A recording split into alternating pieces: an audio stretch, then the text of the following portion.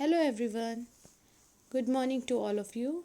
Let's start our second part of the story of the village Palampur.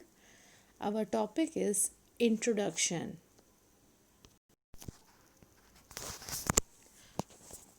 This one, the introduction. In this chapter, the Palampur is a well connected with neighboring villages and towns.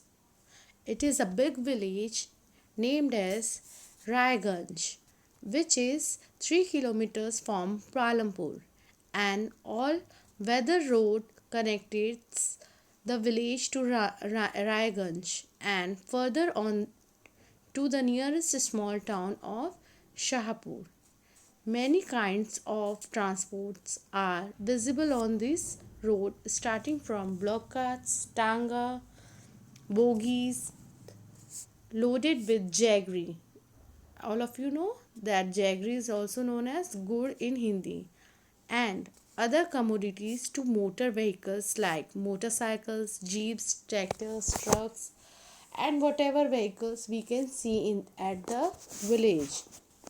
This village is about 450 families. How many members are there? 450 families are living in this village, belonging to different castes. The 80 upper caste family known as majority of land in village. In this village we can see that 80% are above the above level caste family who are having major land area in that village. Their houses, some of them quite large, and are made with big brick and cement plastering.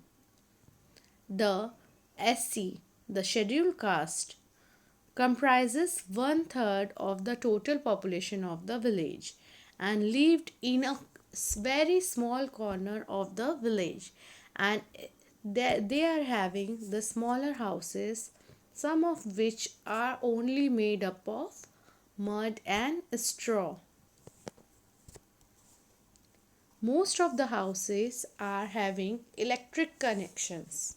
In the village, most of the villages are having electric connections nowadays. But earlier time there were no electricity at the village area. Now electricity powers all the tube wells in the field and is used in various types of small business. Palampur has two primary schools. How many schools are there? Two primary means 1 to 5th level schools are there, and only one high school is there, means 6 to 12. There is a primary health center which is run by government, and one private dispensary which where the sick are treated. The description above shows that the Palampur has fairly well developed system of roads, transport, electricity, irrigation purpose, school and a health center. Just like Palampur, we have seen in our Sakra also, there also the village is well connected with the roads, electricity is there. Now the health center or clinic or dispensary or schools were there. Now, the story of Palampur, that is totally an imaginary village, which will take us through the different types of production activities in the village. Whatever the production means, the small scale industries were there, small scale business they were running on there. In villages across India, farming is the main production activity, as we all know that. The other production activities which referred as non-farm activities, including small manufacturing of BDs, agarbatti, uh, toys, small mud toys, clay toys, pots, like that. Transportation system, shopkeeping, etc. We shall take a look of both these types of activities, which is a production activity and non-production activities. After learning a few general things about the production, let us move to our fourth topic, organization of production. How the production is done in a village or anywhere in the factories or anywhere. Now, the organization of a product, you can see production was divided into two parts, the factors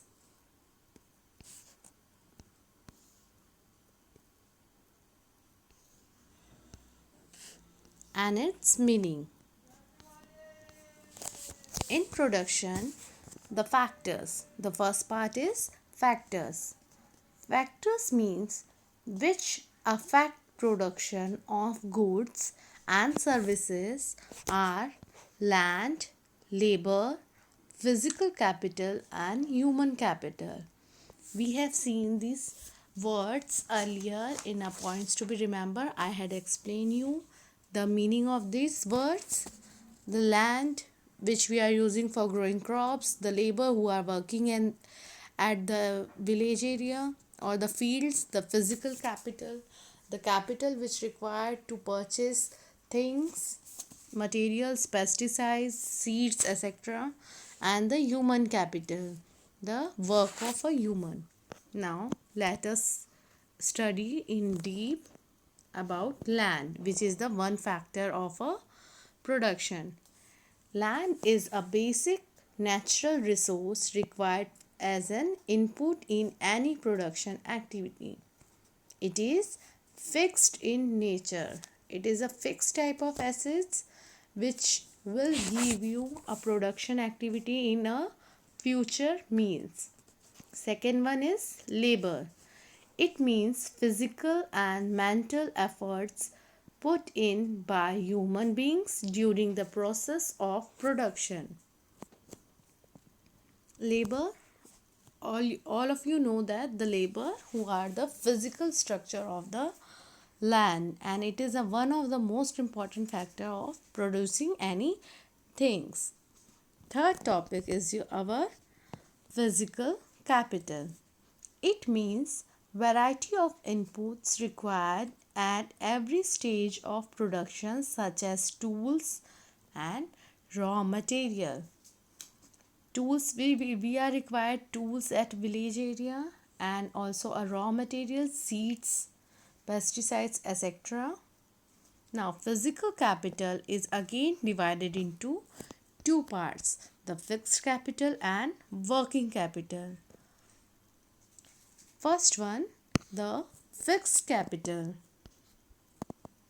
It is durable in nature and can be used a number of times over a long period, such as tools and machines.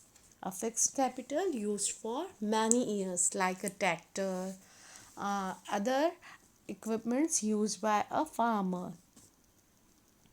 Our next topic, working capital, which is again under the physical capital. It includes the raw material and money in hand. Whatever raw material we are using for growing crops and for purchasing that, we require money, that is known as working capital. These are used up in the process of production. Our last factor of production is human capital. It refers to knowledge and enterprise that are required to put together land, labor, and physical capital to produce an output. Human capital at the last, after the farming, whatever things we have done during the land, labor, physical, human capital comprises all these things and put together and make a production output. So today we have discussed about two topics of this chapter, introduction and organization of a production. Later on, we will move in our fifth topic, farming in Palampur, in our third part.